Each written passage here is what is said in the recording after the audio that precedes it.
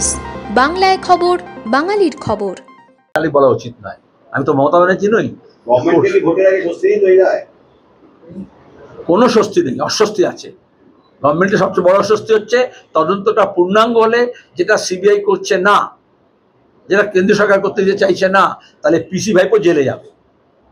আমরা তো চাই যারা ঘুষ দিয়েছিল তারা বাইরে এসে বলুক যে কে কাকে টাকা দিয়েছিল, তাহলে এটা তদন্ত মানে তাই, এবং তাহলে স্রোত বেরোবে এবং তাহলে উৎস বেরোবে।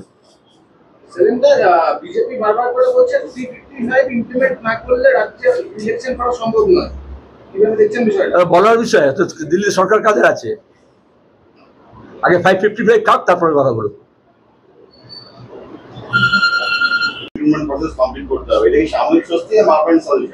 না, আমরা বারবার বলেছি, সুপ্রিম কোর্টে তখন বলেছিল এদের কথা আমরা ভেবে দেখছি।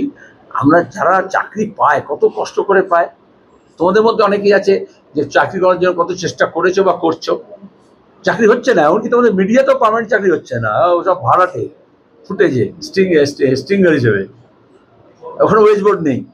তাহলে গোটা অর্থনীতি, নয়া উদারবাদী অর্থনীতি এমন নেওয়া হয়েছে যেখানে স্থায়ী চাকরি নেই। একমাত্র পুলিশে আর শিক্ষকতায় কিছুটা স্থায়ী চাকরি আছে। সরকারের অন্য দপ্তরে, যে কোনো দপ্তরে যাও, ডিপার্টমেন্টে যাও, অফিস আছে, পাখা আছে, ফ্যান আছে, টেবিল আছে, চেয়ার আছে, কিন্তু লোক নেই। ব্যাংকে বলো, পোস্ট অফিসে বলো, সেন্ট্রাল গভর্নমেন্টে বলো, স্টেট গভর্নমেন্টের যে বিএলআর অফিসে যাও, বলবে কাজ করতে পারছি না কারণ লোক নেই। তাহলে নিয়োগ হচ্ছে না।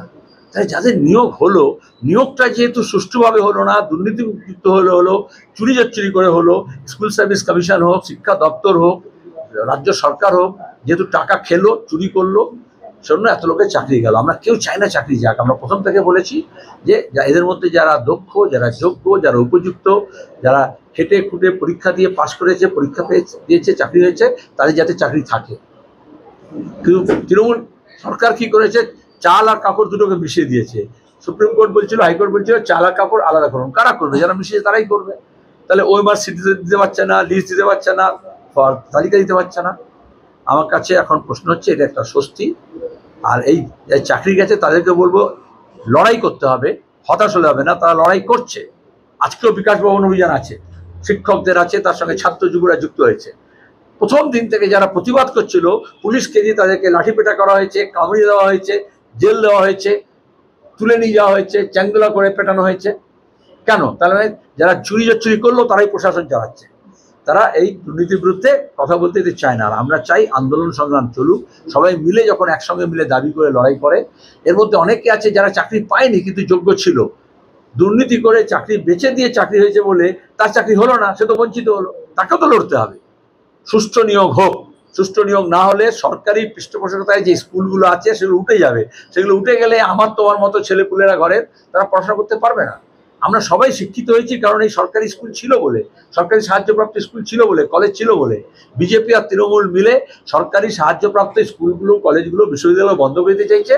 আর বিদেশি কোম্পানিগুলোকে দোকান খোলার মতো করে কলেজ, বিশ্ববিদ্যালয়, স্কুল খুলতে বলছে, যেখানে ব্যবসা হবে। মূল লড়াইটা এখানে। যারা বলছেন যে আবার পরীক্ষা দিতে হবে, মানে আমরা যখন যোগ্য ভোট পেয়ে নিল এবং রাখলো 30 তাহলে আবার পরীক্ষা কেন, এবং সেই পর্ষদীয় পরীক্ষা। আমাদের খবরগুলি নিয়মিত দেখতে চ্যানেলটি সাবস্ক্রাইব করুন এবং বেল আইকনটি ক্লিক করুন।